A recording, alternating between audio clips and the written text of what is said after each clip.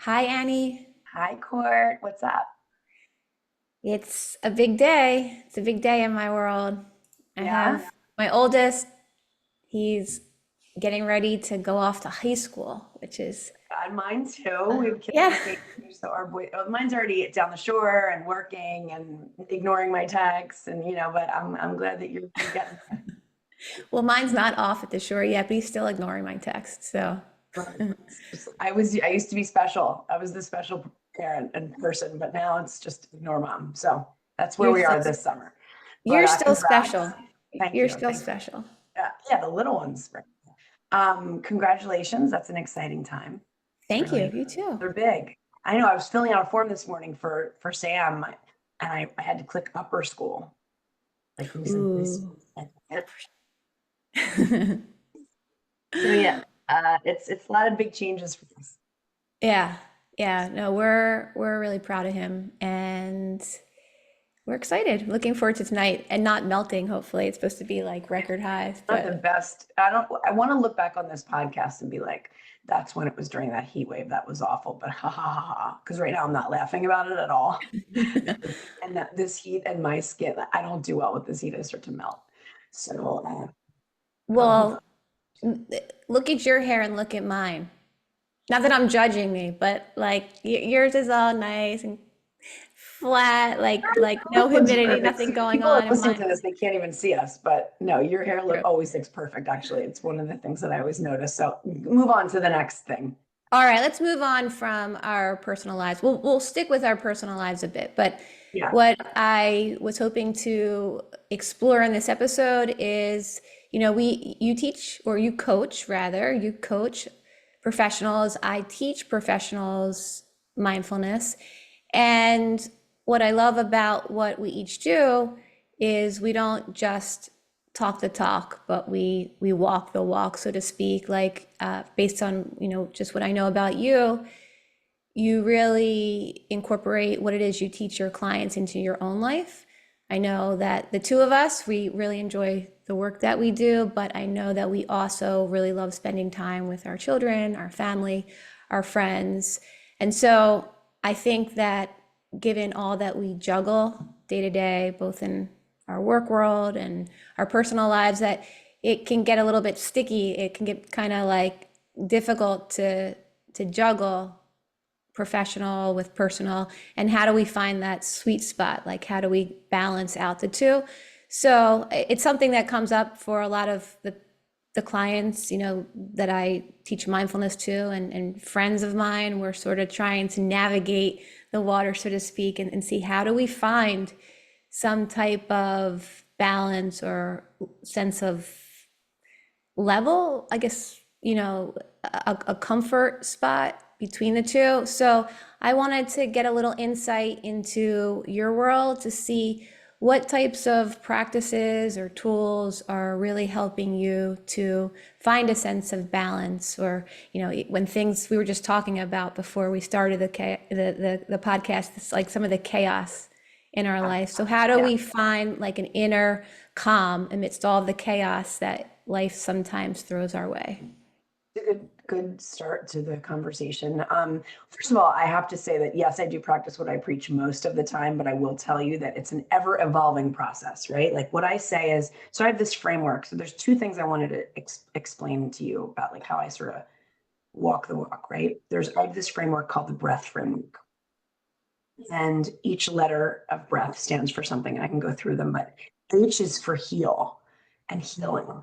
It's not healed, right? So, what is important for everybody to understand is I take you on a journey with my coaching, which is the similar journey that I went through to make this framework, right?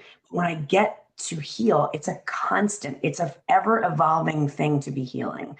It's not a destination. We don't need to get to she's healed, he's healed. It's Mhm. you're always healing, right? So I just want to point that out, that it's a I'm constantly evolving. I'm constantly trying to find that sweet spot. It's not like, oh, look, I'm here and I found it. Let me teach you how I found it, right? Yeah, It's yeah. different for everybody. And it's a different kind of sweet spot for everybody. And it's a different place that people land that works for them, right? Some people get up at 4 a.m. and they work out. that ain't me. It's never gonna happen. Even if it would feel good, I need my sleep. Sleep is Yeah. super important.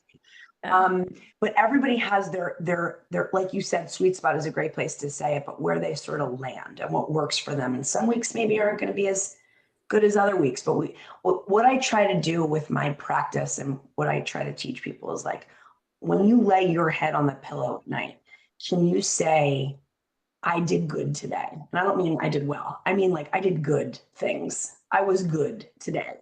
I did the best I could. I was the best version of me, which is ultimately my goal for my coaching clients because that's what my goal is. Can I be the best version of me every day?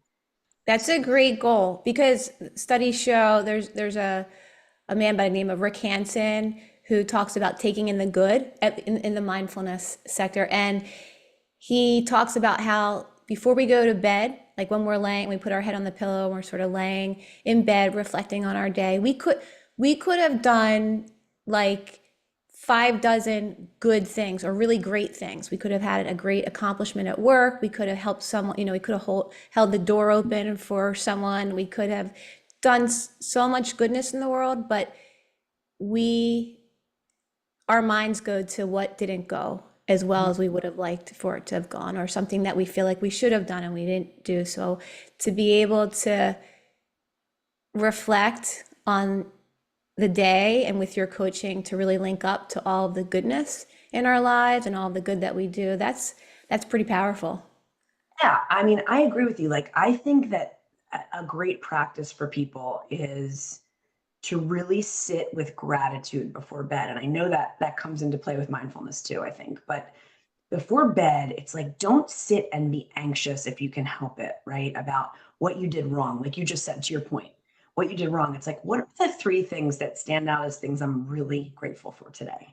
Was it the smile I got from that old woman that I passed on the street when she looked at me and I gave her a big smile and she gave me one back and I know it lifted both of us, right? Like Yeah. I'm grateful for that. I always tell my clients, like, yeah, you're grateful for your health and you're grateful for your family and like those things are major. But like Yeah. think about specific things like the birds chirping, as cheesy as that sounds, but like when I sit on my patio in the morning, I can drink my coffee in peace and everybody's still Yeah. sleeping.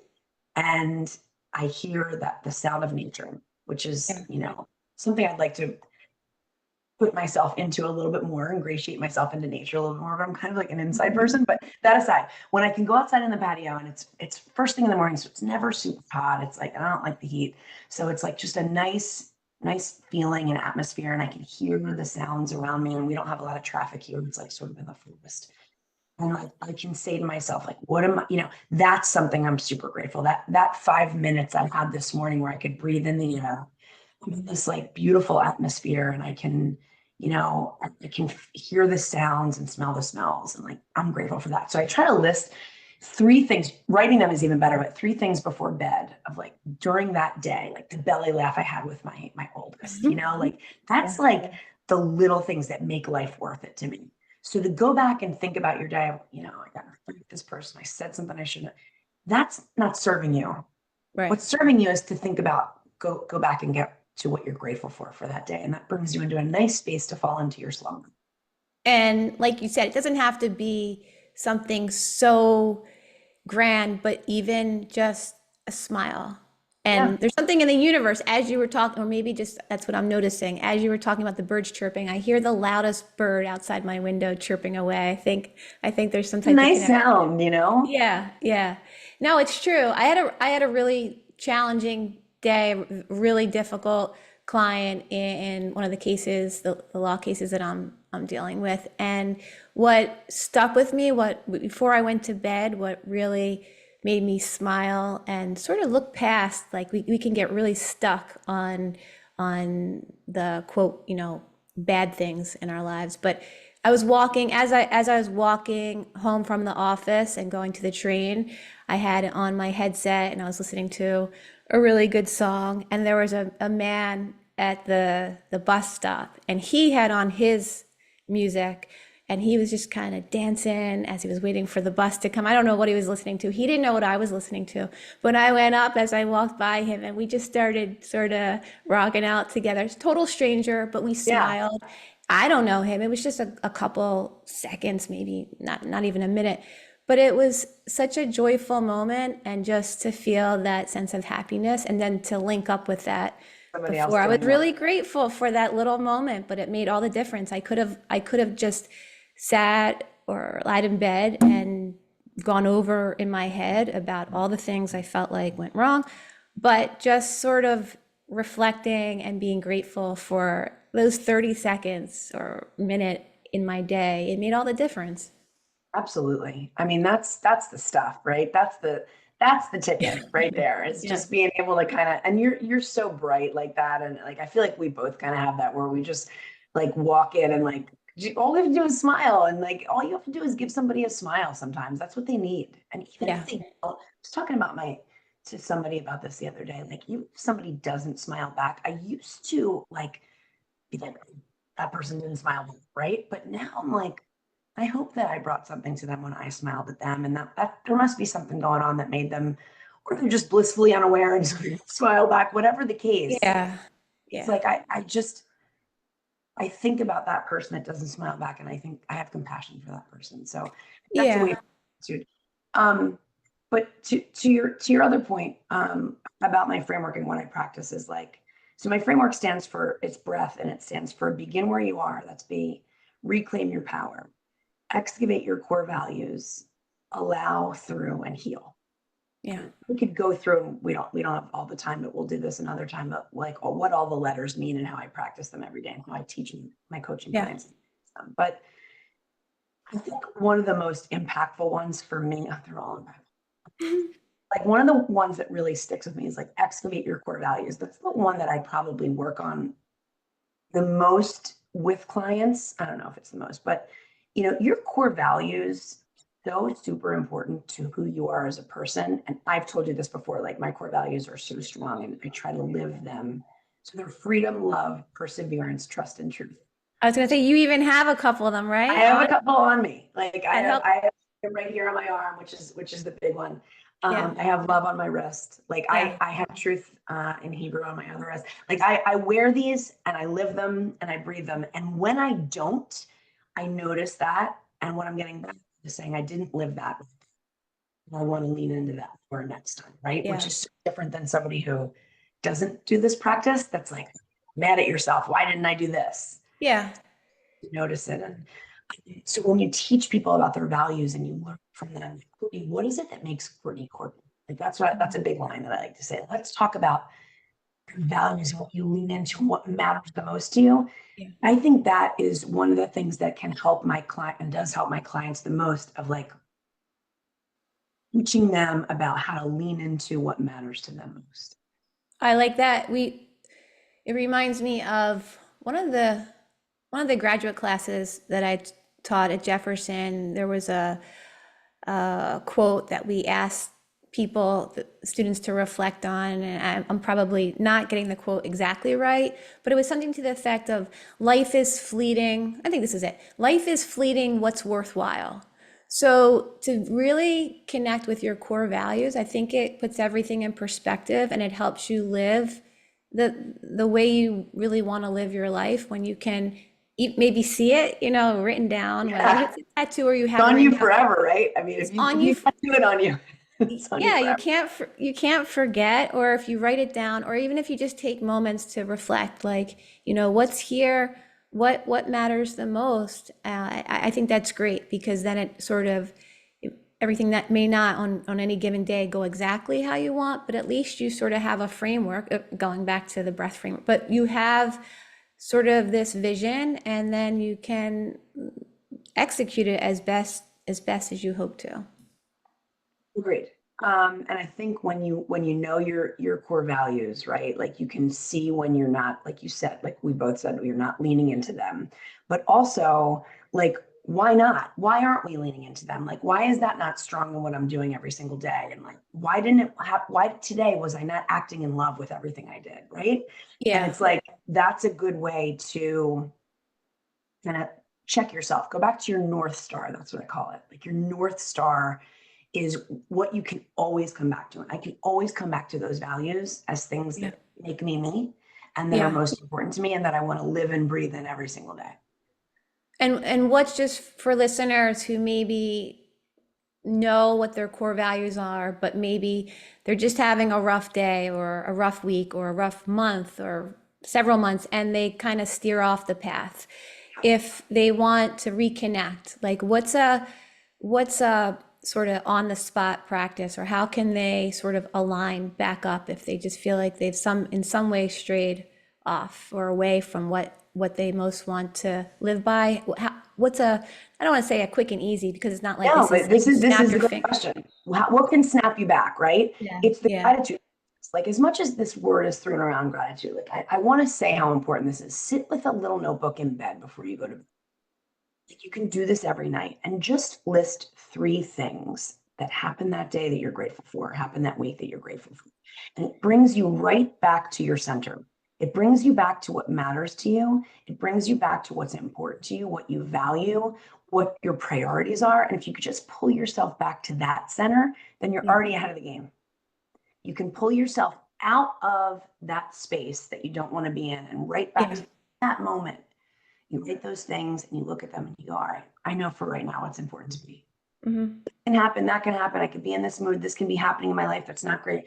Annie, how does that change? It doesn't change the things that are crappy in your life, right? It doesn't, but it Right. brings it back to you and your priorities and your values and what matters to you. Do that, and that's the first step. Hmm. That's like you said, a pretty quick and easy way to kind of bring yourself. And I tell you, Courtney, it is the last thing you feel like doing when you're in a crappy mood, or at least for me. Like I don't feel like it's just not what I want to do. But when I sit and do it and have that discipline to bring it Yeah. back to that gratitude, I always feel better.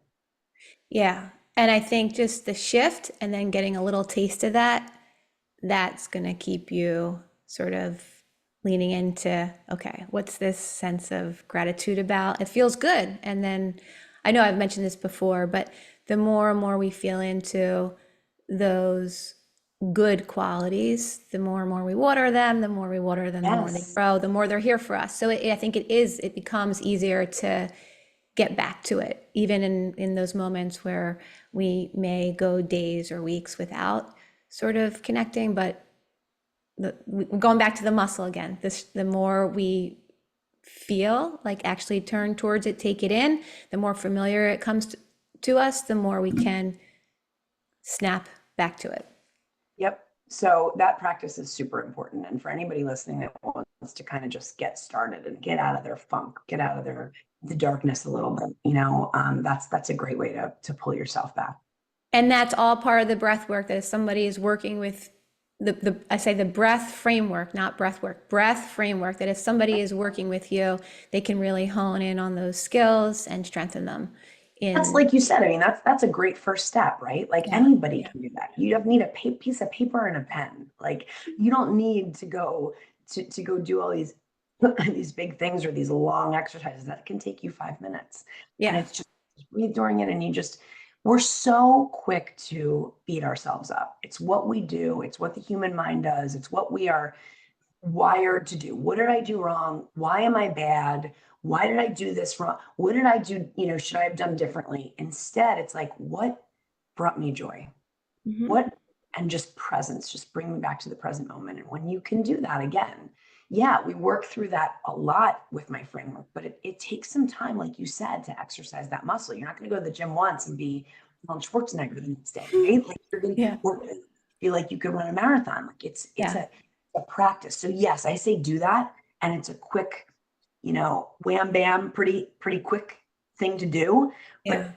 when you practice it and you exercise that muscle, do it for a week. See how you feel at the end of the week. Wow, that was kind of a nice way to end my day every day this week. So this is a constant evolving. So yeah, and healing, what you started off saying, it's not that we're healed, or even if we get to that sweet spot, like even what I teach my clients, that we're constantly evolving, we're constantly growing, learning different tools for how to heal ourselves. So, and I'll just add, because I think you said that you commented on how hard we are on ourselves, and I think, or at least what I see for myself, is that we don't have to take ourselves so seriously all the time. So when we cut ourselves a little bit of slack and maybe even laugh at ourselves, that can really pivot our day and how we're feeling. So, all good stuff. Thank you for Yeah, sharing these sure. tips Thanks and for the good tools. questions, Court. My pleasure.